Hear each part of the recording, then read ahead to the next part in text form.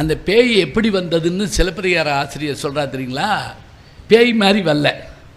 எப்படி சூர்படகை வந்து அழகான பெண்ணு மாதிரி வந்து பஞ்சி ஒளிர் விஞ்சி கொளிர் பல்லவ மணங்க செஞ்சவிய கஞ்சனிகள் சீரடியில் ஆகின்னு வரல, அது மாதிரி இந்த பேய் நம்ம யாரை விரும்புகிறோமோ அந்த ரூபத்தில் வருமா. இப்போ நீங்கள் பார்த்துருக்கலாம்ல, அந்த பேய் அவங்க அப்பா மாதிரி வந்து கூட்டு போயிடுச்சு, அவங்க மாமா சாக்லேட் வாங்கி கொடுப்பார்ல அவர் மாதிரி வந்து கூட்டு போயிடுச்சு சொல்கிறோம்ல.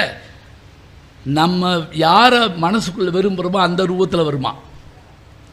இப்போ கோவளம் போடானா இப்போ அந்த பேய் வருது. எங்கே நீங்கள் யாராவது சொல்லுங்கள் பார்ப்போம். அந்த பேய் அவனுக்கு பிடிச்ச ஆள் மாதிரி வந்திருக்கு. அவனுக்கு பிடிச்ச ஆள் யார்? மாதவி. கண்ணகி ஒரு ஆள் கூட சொல்ல மாட்டீங்களா?